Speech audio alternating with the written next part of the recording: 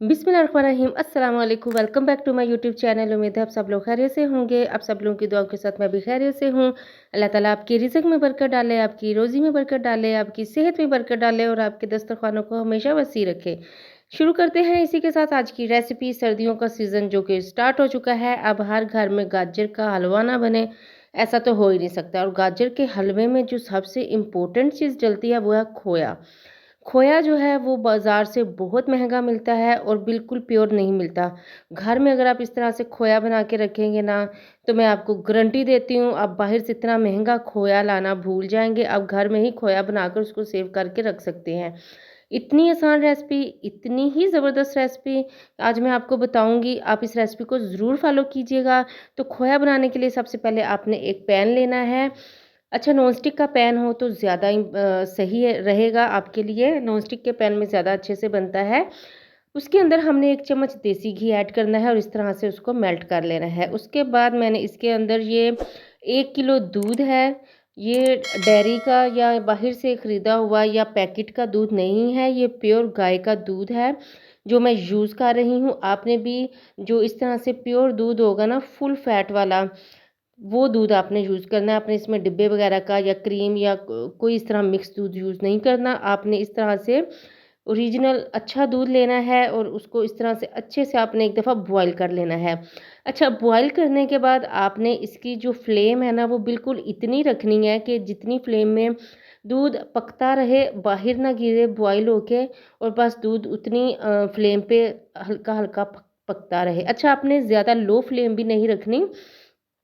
बस आपने एडजस्ट करनी है फ्लेम कि ये जो हमारा दूध है ना, ये जो कढ़ाई देच की आप जिसमें भी बना रहे हैं ना, बाहर ना गिरे, दूध बस अच्छे से पकता रहे। ये देखें जी, अभी तकरीबन 10 मिनट हो चुके हैं। मैंने जो है वो मीडियम टू हाई फ्लेम पे दूध को पकाया है। दूध गाढ़ा होना शुरू हो चुका है।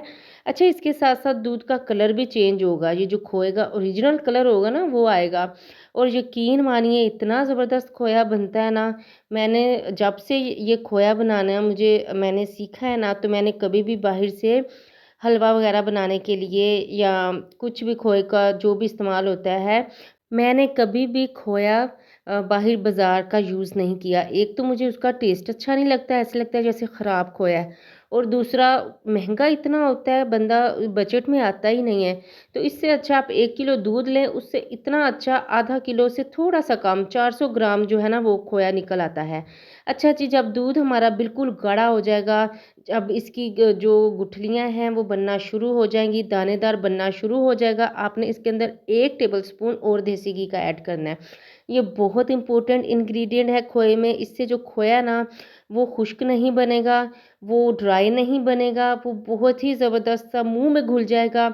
और ये खोया यकीन माने आप ऐसे ही दिल करेगा खाते जाए। अच्छा, मैंने तो ऐसे आज मेरे बच्चे तो आते-जाते इसको खा लेते हैं, इतना मज़े का बनता है। और ये देखें जी, इस तरह से दानेदार जब होना शुरू हो जाए ना, तो समझ लें आपका जो खोया है ना, बिल्कुल रेडी हो चुका है। ये देखें, अब ये खोया बिल्कुल रेडी हो चुका है। अब इसकी फ्लेम ऑफ करके हम इसको डिश आउट करते हैं। आपने ज़्यादा खोए को नहीं पकाना, नहीं तो ये हार्ड हो जाएगा। बिल्कुल इसी तरह से जब टेक्सचर हो जाएगा ना, तो आपने इसका फ्लेम ऑफ करके इस तरह से उसको एक बाउल में निकाल लेना है। तो अच्छा जी, जब तक मैं बाउल में खोए को निकाल रही हूँ, अगर आप मेरे चैनल पर नए हैं, मेरी रेसिपी आपको अच्छी लगी है, तो मेरे चैनल को सब्सक्राइब कर दीजिए, लाइक कर दीजिए, प्यारा सा कमेंट कर दीजिए। मुझे बताएं कि आप खोया बाज़ार से मंगवाते हैं या घर में बनाते हैं? अगर घर में बनाते हैं तो किस तरह से बनाते हैं? ये देखें जी, मेरा खोया जो है वो बनकर रेडी हो चुका है और इसका टेक्सचर देखें, आप देख सकते हैं कितना ज़बरदस्त, कितना मुलायम। और आप इसको खाएँगे ना, तो ऐसे मुँह में घुलता जाएगा। और यकीन माने इसकी खुशबू इतनी अच्छी है। जो बाज़ार का खोया होता है ना, उसकी खुशबू बिल्कुल मुझे अच्छी नहीं लगती। वो ऐसा लगता है जैसे ना पता नहीं उन्होंने अंदर क्या कुछ डाला होता है।